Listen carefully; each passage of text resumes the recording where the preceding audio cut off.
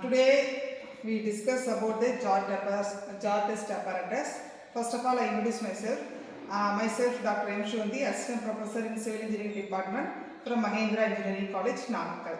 So, in this test apparatus, first we switch on the motor. In this apparatus, we have six pedals we have, but we use only for 4 pedals. From the each and every beaker we have alum's dosage. The alum dosage is prepared only for 10 gram of alum in 100 ml of distilled water. We stir it thoroughly. After each and every beaker we pour 1 ml in this beaker. Another beaker is 2 ml, another beaker is 3 ml, another beaker is 4 ml alum dose we add. Before that 0.5 liters of sample water. That the sample water is maybe wastewater or anything itself. 0.5 liter sample, 0.5 liter sample water, 0.5 liter of sample waters.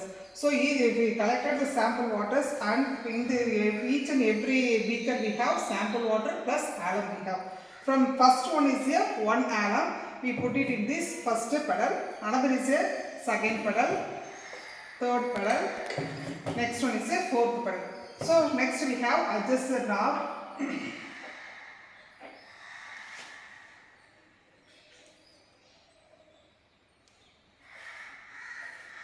Adjust the knob. So each and every beaker we have similar that we will follow this. Next we regulate that for the regulator knob. The pedal will rotate it. So what is the purpose of this? So this is the knob. Its purpose is slow and the maximum. This is the purpose of the knob. So what is the purpose of the jar test apparatus here? To find coagulate from fine particles and suspended particles in the wastewater. So if you have water, mainly the turbidity water is the best suitable sample for water is a wastewater. Okay. So in this wastewater, compulsory turbidity water is here mandatory, and the turbidity water is here mainly fine particles is enough and also suspended particles is enough. In the water we pour alum mixed thoroughly. So in the flash mixers we will mix the water samples. So for 2 minutes, actually 2 minutes we run the motor. After 2 minutes we switch off this everything. Then next we remove that pedal. So it's keep on up to 20 minutes. So keep on up to 20 minutes. Each and every sample to keep on 20 minutes. After the flash mixes is done. So the particles will, after 20 minutes, the particles will settle in the bottom of the beaker.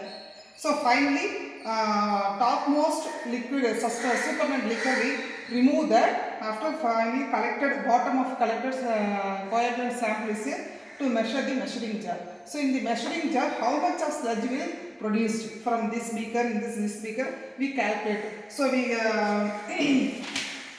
have one table column. In this table column we have the dose of alum, next the amount of sludge. So how many dose, for example in this lab manual 1.5 alum.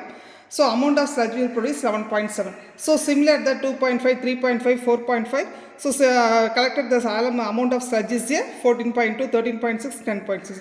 So based on this is dose of alum. So to use the graph in x-axis, amount of sludge is here y-axis. So we create this graph. So here x-axis is here sludge, amount of sludge produced, alum. Y-axis is here sludge produced. So we create the graph. So in the topmost is here optimum. So it's what is the mean for that? It's a value will be increase and decrease. Which one will be increase and decrease? That point is a optimum. So the optimum dosage is a best dose of alum for use that to treat the wastewater. This is the result of the optimum dosage coagulation in this by using jar test apparatus. Okay, so if mostly used for the sample water is the industrial wastewater, other than domestic purpose, domestic wastewaters and also commercial wastewater we also calculate. Otherwise, lake or pond, that type of wastewater also we calculate the jar apparatus.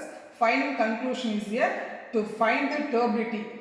in this water sample. Okay, so jar apparatus is a fineness and particle suspended particles to calculate this is a final motto of that jar test apparatus. It is easiest method. So in this major industries we have huge size of tank, okay, huge size of the treatment plant we have, but we have studied a small scale. In this laboratory scales we find the optimum dosage. So once we find the optimum dosage of halum, it is easy for to implement the large scale of the treatment plant.